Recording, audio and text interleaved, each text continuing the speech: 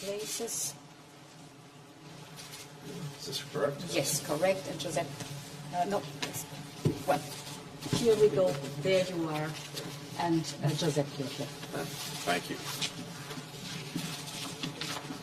Prime Minister Pashinyan, dear Secretary Blinken, I'm very glad to host this meeting together with HRVP Josep Borrell je suis ravi de tenir cette réunion avec vous et avec notre collègue Josep Borrell ici au Parlement. Je suis ravi de pouvoir tenir cette réunion en faveur du soutien à l'Arménie. En octobre dernier, nous nous sommes engagés à rester aux côtés de l'Arménie et en même temps, nous avons fixé une vision pour l'avenir de notre partenariat. C'est ce dont nous avons discuté. Underpinned on the European Union side by a resilience and growth plan for Armenia, 270 million euros in grants over the next 4 years. We will invest in making the Armenian economy and society more robust and resistant to shocks. We will support your businesses, your talents, in particular your small and medium enterprises, so that we can help them to grow, to innovate, and to access new markets. And we will invest in key infrastructure projects. For example, in the Black Sea electricity cable, that is a transmission route full of opportunities. It can notably bring clean, renewable energy into Europe. We're ready to support it. And in parallel, we'll continue investing in Armenia's renewable energy production and in better interconnections with Georgia. We will also be exploring cross-border transport if and when conditions allow. And in this context, I welcome your Crossroads of Peace initiative, Prime Minister. And finally, we come today with new measures for aviation and nuclear safety and for trade diversification. This support package we're presenting today builds on the success of an existing economic and investment plan from the European Union for Armenia. It has already mobilized over €500 million in investments. I think this is great news. And now we can do even more with the fresh investment perspective.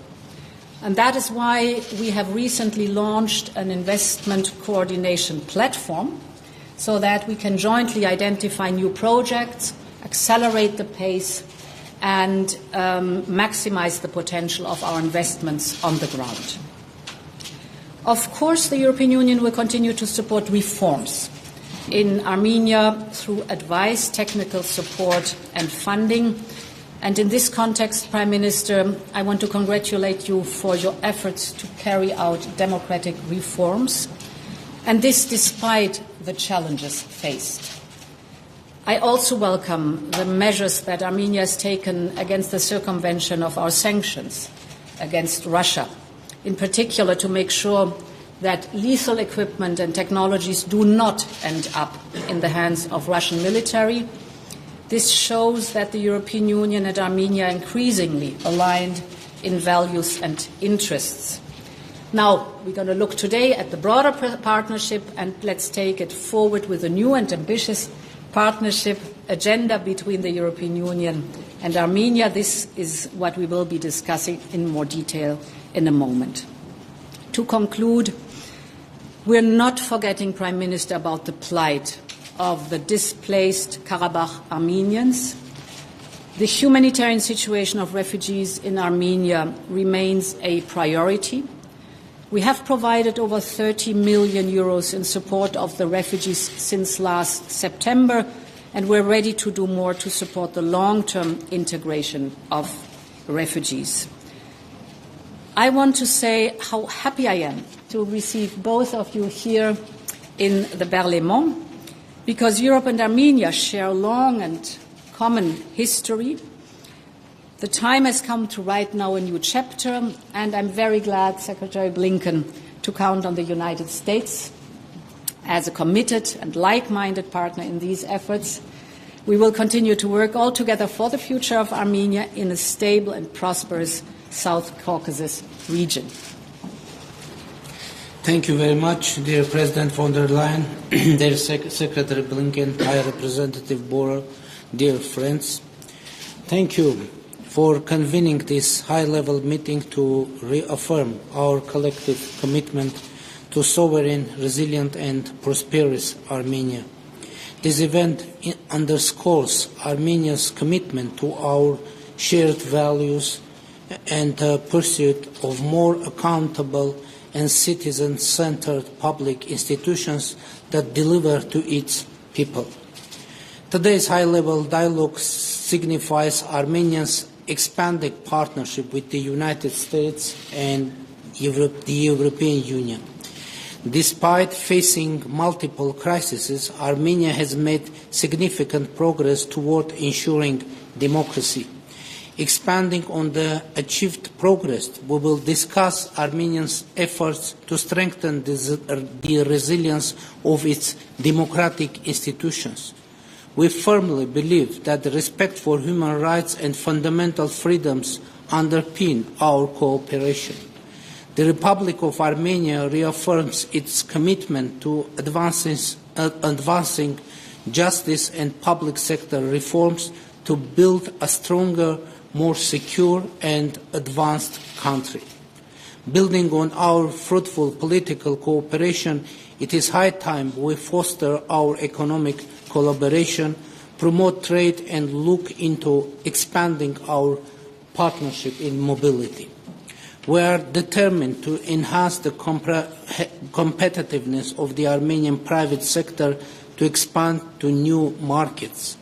Further, we stand ready to improve our investment climate and make it more appealing to European and American companies. We expect our partners to assist us in modernizing Armenia's quality infrastructure, bridge business networks, and explore potential trade facilitation schemes. Promoting socio-economic inclusion and addressing the short and long-term needs of more than 100,000 forcibly displaced Armenians from Nagorno-Karabakh is also of paramount importance. Our collective efforts should focus on empowering refugees to rebuild their lives with dignity through housing and economic activation policies. I want to stress that we remain committed to the normalization of relations with Azerbaijan based on mutual recognition of each other's sovereignty and territorial integrity in accordance with the Alma-Ata Declaration of 1991. Armenia is also fully committed to the delimitation of borders based on the Alma-Ata Declaration and unblocking all regional communications based on full respect for countries' sovereignty and jurisdiction and the principles of equality and reciprocity. To achieve this objective, we have introduced the Crossroads of Peace initiative, which aims to promote connectivity and dialogue with neighboring countries and beyond. To enhance synergies in the wider region, we seek to integrate our initiative with the EU's Global Gateway strategy and expect the support of our partners in this regard. Madam President, Secretary Blinken, High Representative Borrell, I believe that our shared vision of democratic, peaceful and prosperous future will continue to serve as the backbone and the guiding star of our mutually trusted relations. Once again, thank you for fostering this dialogue and for your continued support to the Republic of Armenia. Thank you very much.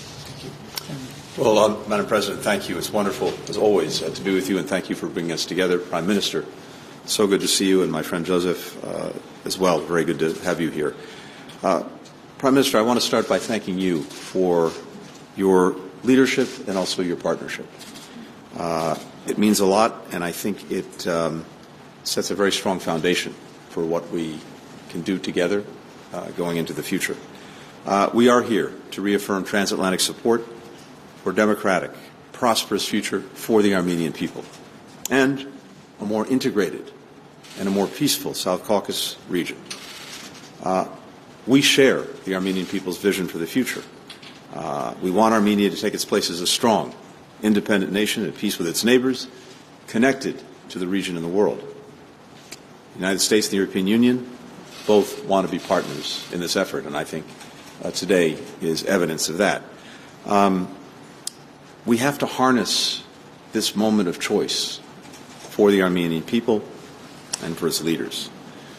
The United States is investing in efforts that are aligned with the Prime Minister's governance and economic reforms. We plan to provide over $65 million in assistance from our FY23 budget funds. That's up more than 50% from 2 years ago. We're committed to further growing our support for Armenia's democratic and economic resilience, with investments for food security, digital infrastructure, diversification of energy, diversification of trade partners, and other priorities that the Prime Minister has set. And we will continue to support the 100,000 ethnic Armenians displaced from Nagorno-Karabakh. This is central to Armenia's long-term stability and prosperity, as well as its regional security. And we're supporting efforts to integrate people into the economy, into society, including via access to housing, jobs, education. For Armenia, regional integration is a key to security and to prosperity. And so we support the ideas, Mr. Prime Minister, that are at the heart of your Crossroads of Peace proposal. We see a more integrated South Caucasus with new transportation routes, energy cooperation, telecommunications. This will promote diversified economies, expanded opportunity, and it will bolster peace and reconciliation efforts. There is a powerful future with a region that is increasingly integrated that will benefit people in every connected country. And the United States, the European Union, want to help you build that. So we, too, look very much forward to a productive discussion today, and then carrying on from today, doing the work of strengthening this partnership and strengthening Armenia. Thank you. Thank you. Madam President, Prime Minister Pashinyan, Secretary Blinken, dear Antony, 2 months ago, here in Brussels, we held a Partnership Council with Armenia. And it was clear that our relations are developing in a positive track, that they are stronger than ever, and that there is a mutual interest to advance them further. And that's what we are doing here today. We are taking this partnership to the next level, together with our American friends, joining forces to demonstrate our strong commitment to Armenia's sovereignty, democracy, and resilience. We want to join our forces to strengthen and move our relations forward in all dimensions. That's what we agreed with the Foreign Minister, Pashinyan, to take our Armenia-EU partnership agenda at the highest possible level inside the framework of our Partnership Council. And this is not just words. The President of the Commission has announced a substantial resilience and growth package for Armenia to underpin this partnership agenda. We know that Armenia has to continue working on the reforms in order to increase their resilience, and these efforts will be part of this comprehensive and enhanced partnership agreement. This will increase the resilience of the Armenian society. And we have seen, on the run-up to this meeting, we have seen how Armenia is increasingly targeted by foreign information manipulations and interference.